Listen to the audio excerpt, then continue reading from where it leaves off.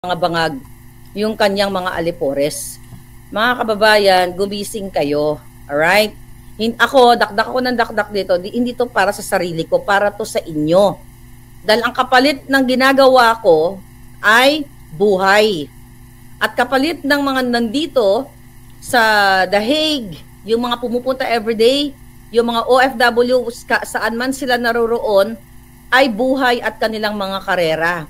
Dahil yung iba sa kanila, kinakancel sila ng mga bangag.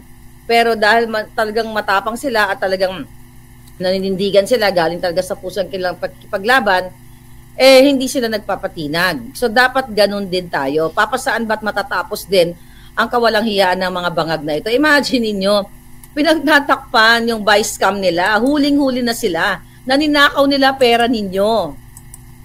Yung 5,500 flood control na ayaw dinggin sa Kongreso at Senado. 'Di ba? Hanggang iba sa inyo biktima pa rin ng baha. 'Di ba? Hindi pa naitayo ang mga bahay diyan sa Bicol o kung saan man na lugar. Hindi pa rin kayo gising. Ano ba talaga? Ano gagawin ninyo mga kababayan? Ganun mo lang ba talaga mga Pilipino? Move on na lang pagkatapos kayong hagupitin? I thank you Palangga. Kunting dagdag paggasos Palangga. Tuloy lang po ang laban from Denmark. Marietta Nielsen. Thank you so much Palangga. Nakatakot umuwi ngayon. Baka mamaya mag-magic katulong ang peg dito sa Japan. Baka mamaya matamnan kung ano. Exactly. Kita ninyo. Sabi ni Marby Damil Santos, nakakatakot umuwi ngayon. Baka mamaya mag-magic katulong ang peg dito sa Japan. Baka mamaya matamnan pa ng kung ano-anong mga sa aming luggages. Ayun na nga.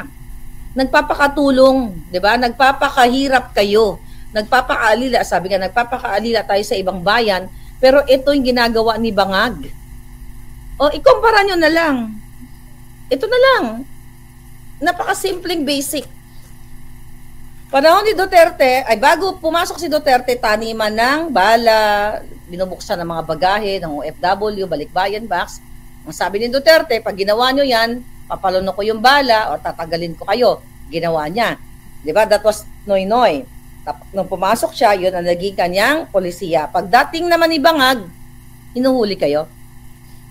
Hinuhuli kapag may nakitang bala at kung ano-ano pa man. Sino namang si Raulo, maliban yung iba, may mga anting-anting na ganyan, ang magbibit-bit ng bala pauwi o palabas ng bansa?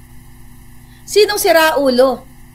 Ibig sabihin, yung bangag niyong presidente na si Marcos Jr., pinapayagan niya yung mga tiwali dyan sa customs, dyan sa airport, na mag-extort ng pera ninyo, mga OFW na nagpapakahirap, nagpapakaalila sa ibang bayan. Diba? Whatever, kung ano man ang inyong mga profession, whether you're doctor, nurses, engineer, maestra, o kung ano pa man, nagpapakaalila tayo sa ibang bayan para mabigyan natin ng magandang bukas ang ating mga kabataan o yung mga anak ninyo dyan sa Pilipinas. And now, the Bangag administration, the Pulboronic administration, inaalaw niya na pag may nakatambala, ihulihin kayo o kasuhan kayo. Pagmamahal ba yan sa inyo mga OFW? Pagbangon ba yan sa Pilipinas? Yan lalo kayong nilugmok. Tignan nyo yung mga umuwi, yung mga luggages nila, binabalot na naman nila, natatakot sila. Yung binibigay na nga lang natakot sa inyo eh. 'Di ba? Pang-aabuso na 'yon. Yung mag-iisip ka magbabakasyon ako sa Pilipinas pero ibalot ko ng husto yung ano ko, baka matamnan ako. Trauma binibigay sa inyo ng gobyerno ito, whether you are bangagan, gising ka, tulog ka pa rin, or dilawan. My God. Nakakahiya maging Pilipino sa panahon ni Bangag. Bangag. Right? Bangag. Bangag. Thank you, V&AM 113. Thank you so much, Palangga. Nakakahiya. Kailangan nyong manindigan, mga kababayan. Kailangan nyong manindigan, Nars, thank you so much. Kailangan nyong manindigan at ipagtanggol ang inyong mga anak. Ako, yung mga anak ko nandito na, ay nandun sa Jamaica. Kayo. Hindi ko naman sinabing napaka-perfect ng Amerika, but if you compare to the Philippines, kahit pa paano nakakakain sila ng maayos. Hindi katulad dyan sa Pilipinas, pag mahirap ka talaga. Tapos ngayon, ang mga nanay ninyo na nag-OFW, pagbalik, tatamnan pa ng bala. Magkano ang extort nila? Malamang, di ba? Baka, si Lisa Tanas ang nag-order silang dalawa, tapos itong mga tiwali dyan sa airport o sa Bureau of Customs, magkakasabwat yan ay umiintrega sa kanya dyan sa Ever Talking sa airport. Kasi sigurado ako, sa Bureau of Customs, yung pamilya ni Lisa Tanas ang kumakamal sa pera ng bayan. Yan ang katotohanan. Moro-moro, sabi ni Vilma, thank you Palangga. Moro-moro yung Senate hearing ni Senator Amy, nakakagalit. Ingat ka palagi Palangga at regards to Attorney Harry. Ayun na nga, moro-moro talaga. Kaya wag ka, wag ka never again. Marcos, never again. Pinagtripan, ano to? Yung Russia na po na tourist na pinagtripan yung mga security guards sa Pinas at senior. Sabi ni Zara Lina, ano nangyari doon Palangga? Paki-comment nga dyan sa Facebook. Hindi ko pa alam yon. Nasa Supreme Court kanina si Attorney Glenn, sabi ni Jeneline Ramonan. Hindi pa kami nag-usap ni Attorney Glenn kasi sobrang busy-busyhan talaga kami dito dahil, unang-una, hindi kayo masyado nakakatulog. Ayan, pumuputi na yung buhok ng lola niyo. Ayan, pumuputi na ang buhok ng lola niyo sa konsumisyon sa mga bangag. Nakakahiyang maging Pilipino sa administrasyong ito, sabi ni Myra Rodriguez. Bangag na bangag talaga. Masabi ni Leonora Quatoni, Madam, si Dean Chase may new evidence. Di pa kami nag-uusap ni Dean. Hayaan mo, text ko siya. I-message ko pala siya kung anong meron siyang nakalap kasi taga Beverly Hills din yan Okay? Okay. Sabi ni Everyday. Oo. Sige, hayaan mo makipag-connect tayo kay Dean. Natutuwa pa ba kayo maging Pilipino sa ginagawa sa inyo? Uwi akong Pinas through Singapore, Davao, from Australia, Marley, kakatakot sa Manila International Airport. Sabi ni Sylvia de la Torre, you know what? May nakausap din ako mga taga-LA. Nauwi siya ng Pilipinas pero hindi siya dadaan sa Maynila. Sa Davao daw siya didiretso. Kasi taga-Davao siya Davao ba o Cebu? Hindi siya dadaan sa Manila International Airport. So yun yung nakikita, yun mga kababayan, I just don't know kung anong tawag dito, anong disposisyon nyo sa buhay. Ano ba talaga kayo, lalo na yung mga men and women in uniform? Talaga bang, nakikita nyo naman kawawa talaga mga Pilipino, Kawawa talaga kayo mga Palangga. So, kawawa yung mga naiwan sa Pilipinas, kaming mga nakatakas na dito, nakatakas na sa kahirapan na tinatawag dyan sa Pilipinas, sa sistemang bulok. Sistemang bulok, magsimula sa mga government agencies, yung mga pangingikil, yung mga pagpapahirap sa pag-process ng mga papeles, which is during Duterte's time, inano niya na yan, di ba? Pinarioritize niya. Di ba? Binigyan niya ng priority ang ease in doing business. Ngayon,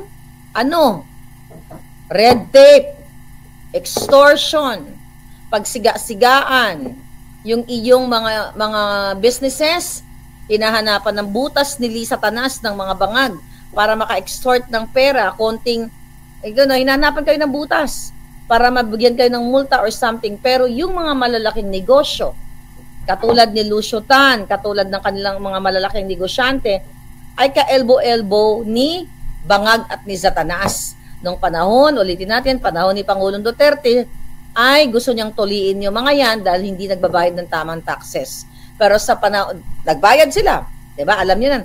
Pero sa panahon ni Bangag, kayong mga maliliit na negosyante, kayong mga maliliit na mga nagninegosyo, kayo po ang pinupunterya. Huwag kayo magmaang-maangan, okay? Kahit kayo ay mga dilawan o bangagan, harapin nyo ang katotohanan na kayo ay hirap din. Denial lang kayo. Hindi nyo lang matanggap yung iba sa inyo na talagang tama si Pangulong Duterte at may mas magandang nagawa ang mga Duterte. Ang problema sa Pilipino, karamihan, hindi man lahat, yung ibang Pilipino ay hindi matanggap, okay, ang katotohanan. Ang iba kasi inggitera lang, inggitero, bitter lang. Alam niyo, di ba? Ako, nung sinuportahan ko si Bangag, sino ba magsasabi na si Marlica ay magsasalta against sa mga bangag? Okay? Dahil ako ang pinaglaban ko, katotohanan, hindi ako nagsuporta sa isang politiko dahil may makukuha ako sa kanila. Lalo na kay Bangag. Wala.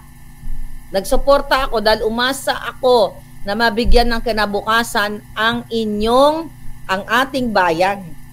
Dahil tandang-tanda ko, yung buwaka ng inang mga Ledesma na kamag-anak ni Liza Tanas, during the inaugural night, yung nagpakain doon, si Bangag, di ba? Doon sa, para nakatent kami, ang sabi sa akin ng mga buwaka ng ina, nandun si, yung nasa DSWD, sino yan?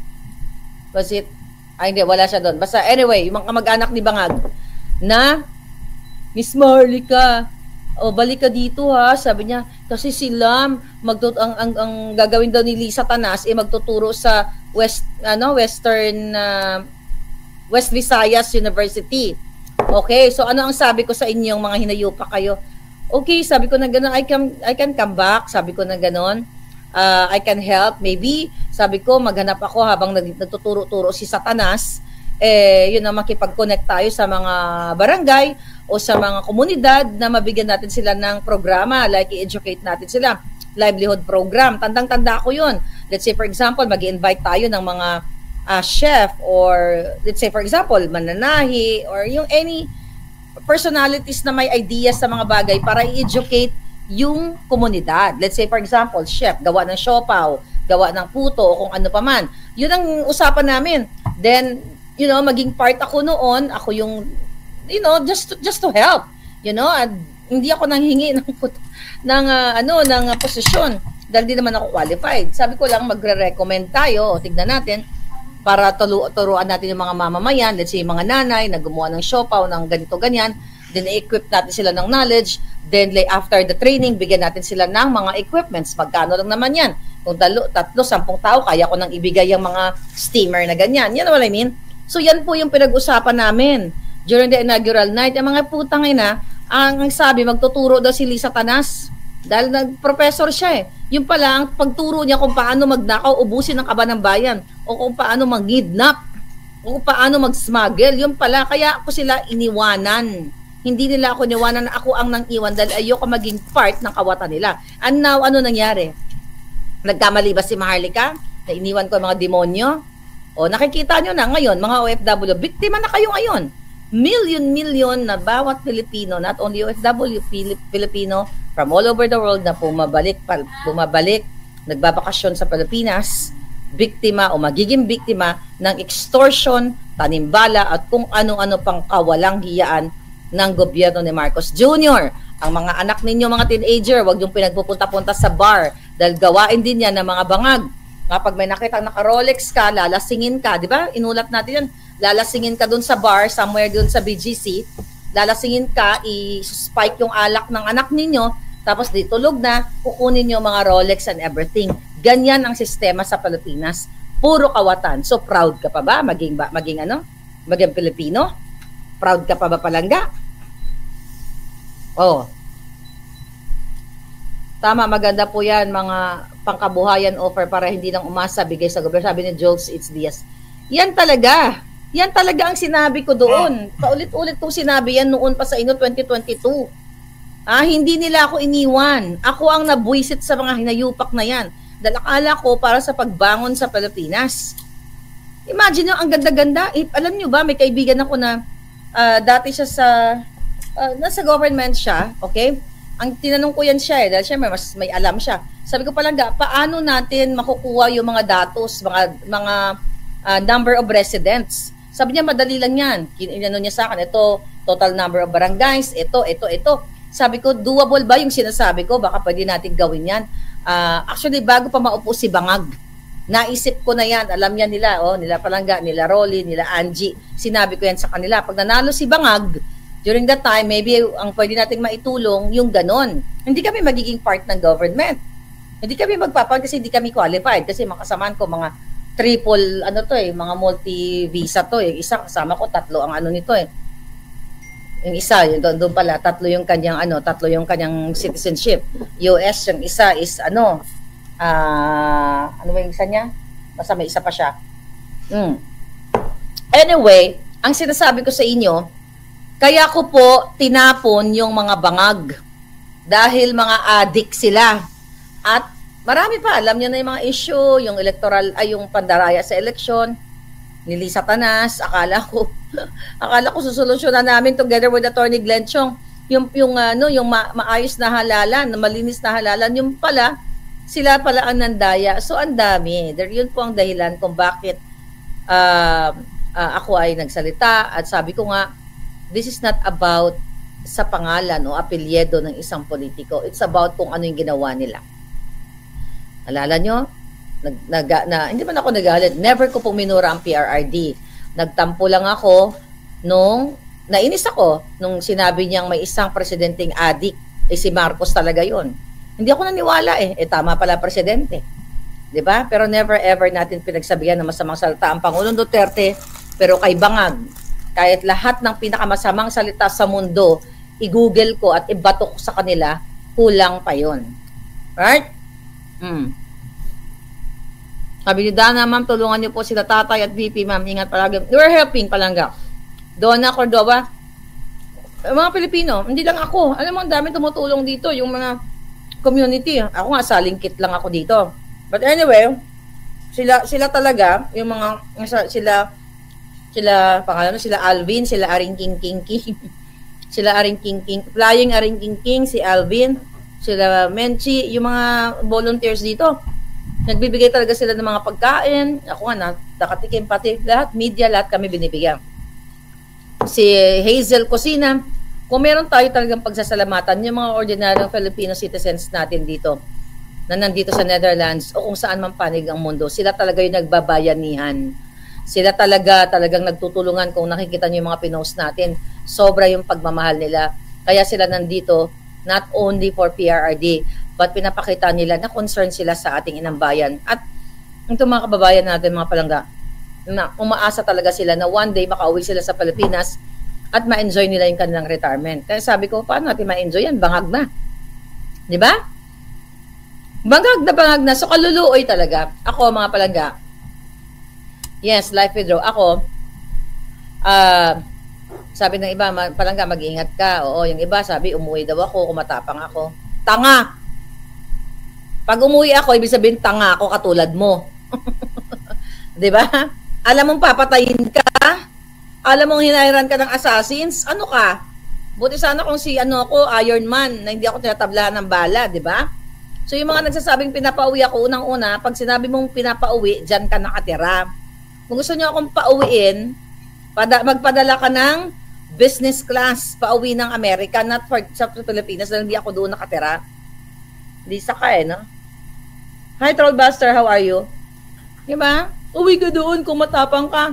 Si Harry Roque, umuwi ka dito, Harry, wag ka magtago kung matapang ka. Gusto ko siyang gurgurin, ikulong, tanga ka ba? Nakikita mo yung bangin, tatalon ka, may saltik ka. Sige nga, nakita mo yung bangin, nasabihin sa'yo ng kalaro mo, oy, mahali ka, di matapang kasi nga, talon ka nga sa bangin. Kung tumalon ka, ibig sabihin, tanga ka. Yun. Anyway. Rebecca Ugata, how are you, darling? Hadlock na, sabi ni Zabarida, hadlock na magbakasyon, mag-direct flight na lang ako from Kuwait to Davao para mas safe. Meron ba? Direct flight papuntang Davao?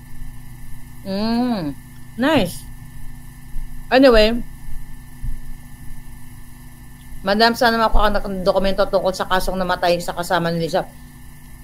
Actually, I'm trying my best. Nag-request na nga ako Palangga, di ba? Binasa ko sa inyo noong nakaraan na it's under investigation at hindi pa nila ma-release kung ano man ang meron sila. Binasa ko sa inyo yun Here, Ang sabi sa akin? Basta binasa ko na sa inyo yun. Anyway, mga Palangga, luto na, no? Kakain na kami.